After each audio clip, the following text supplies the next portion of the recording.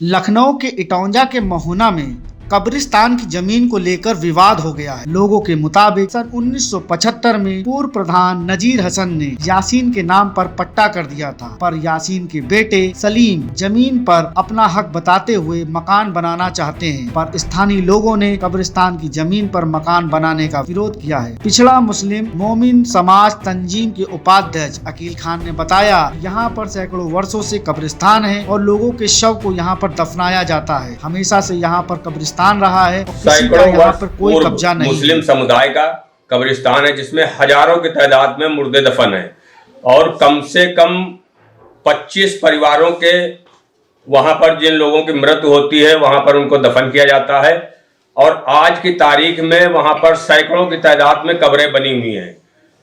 ये करीब 1975 में ये मालूम हुआ है कि पूर्व प्रधान ने उनको पट्टा किया गया और उस पट्टे से आज तक ना उनको कोई कब्जेदारी मिली, ना उनको कोई कुछ मिला, ना कभी उस नंबर में गाटा संख्या 111 हेक्टेयर 0 हेक्टेयर 253 एरी जमीन का जो मामला है उस पे हमेशा से कब्रिस्तान रहा है।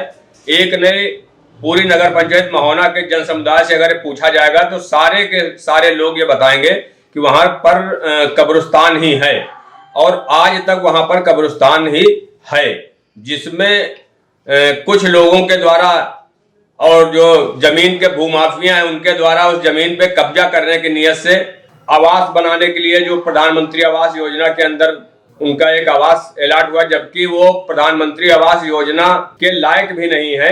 उनका पूरा पक्का मकान बना हुआ है, 2 मंजिला मकान बना हुआ है, लेकिन उसके बाद भी वो करोड़ों रुपए की प्रॉपर्टी उनको इस समय दिखाई दे रही है।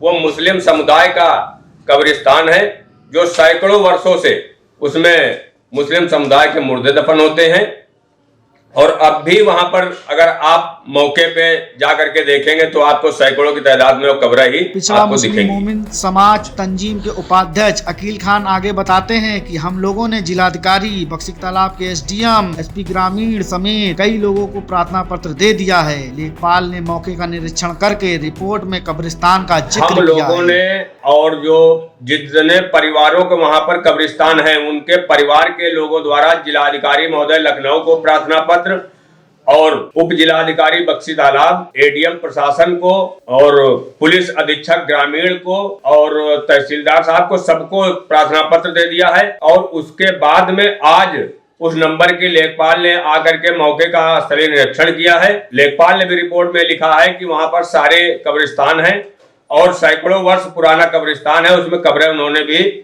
लिखी। वहीं बुजुर्ग इकबाल का कहना है कि जब से उन्होंने होश संभाला तो वहां पर कब्रिस्तान ही को देखा है। वहां पर किसी की खेती बाड़ी या किसी का कब्जा नहीं है। अब पता चला है कि वहां पर किसी का पट्टा हो गया है और मकान बनाना चाहता है, जिसके कारण तो जब से हम अपने होश हवास में आए हैं तब से हमने वहाँ पे हमेशा कब्रिस्तान देखा है। वहाँ कभी कोई हमने खेती बाड़ी या किसी का कब्जा, अब तो ये मालूम हुआ कि ये जब ये कब्जा करने के लिए गए तो पता चला कि ये कब्जा कर रहे हैं, वरना तो हमारे हिसाब से तो वो हमेशा से कब्रिस्तान है और आज भी उसमें हजारों कब्रें बनी हुई हैं। कुछ अंती खंती होने की वजह से अब लोग दूसरी साइड दफना रहे थे, पहले भी इधर कब्रें रही होंगी इधर खंती हैं, अब इधर ही वो अपना मकान बनाने उसमें जो प्रधानमंत्री आवास योजना के तहत मिला हुआ है तो ये मामला सामने आया। फिर इस पे जो है ये सब इतनी स्थानीय निवासी सईद बेग ने बताया कि कब्रिस्तान की जमीन पर वो लोग कब्जा करना चाहते हैं। कभी उनके पिता के नाम पर पट्टा हुआ होगा, पर इस कब्रिस्तान में बेग के पिता और दादा की कब्रें बनी हुई हैं। जिनके नाम पट्टा हुआ था वो लोग कभी यहाँ रहने नहीं आए और ना ही जमीन पर दावेदारी की कब्जा किया। ये जमीन है, इस पे जबरदस्ती कब्जा ये लोग करना चाहते हैं।